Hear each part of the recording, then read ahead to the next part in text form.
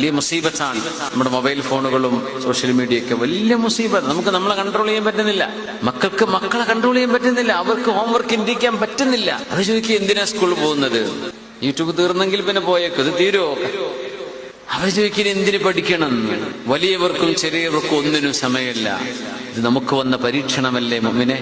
നമുക്ക് വന്ന പരീക്ഷണമല്ലേ? അള്ളാഹുവിന്റെ കലാമിൻ നമ്മൾ അതിനേക്കാളും വലുത് മറ്റാരൊക്കെയോ വിളിച്ചു പറയുന്ന റീൽസുകളാണ് എന്ന് നമ്മൾ അറിയാതെ പറയുകയല്ലേ ചെയ്യുന്നത്. നിസ്കാരം തെറ്റിപ്പോകുന്നു, അതിന്റെ സമയത്ത് നിർവഹിക്കാൻ വയ്യ.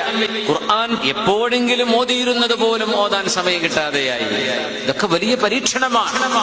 ഈ പരീക്ഷണത്തെ നമുക്ക് അതിജീവിക്കാൻ കഴിഞ്ഞില്ലെങ്കിൽ നമ്മൾ സോഷ്യൽ മീഡിയയിൽ ഒച്ചപ്പാടുണ്ടാക്കിയിട്ടൊന്നും കാര്യമില്ല. നമ്മുടെ അതിജീവനം അള്ളാഹുവിനോട് ചേർന്ന് നിൽക്കുമ്പോഴാണ്. അത് നമുക്കില്ലാതെ കുറെ ഒച്ച വെച്ച് കരഞ്ഞിട്ടൊരു കാര്യമില്ല, ആരും തിരിഞ്ഞു നോക്കില്ല. നമ്മളെ സംരക്ഷിക്കാനുള്ളത് അള്ളാഹു ജല്ല ജലാലുവാണ്. പടച്ചവൻ നമ്മുടെ സംരക്ഷണം ഏറ്റെടുത്തതാണ്. അള്ളാഹുവിന്റെ ആളുകളായി മാറണം. അതിന് വിശുദ്ധ ഖുർആൻ നെഞ്ചിനോട് ചേർത്ത് പിടിക്കണം. അള്ളാഹു തൗഫീഖ് നൽകട്ടെ.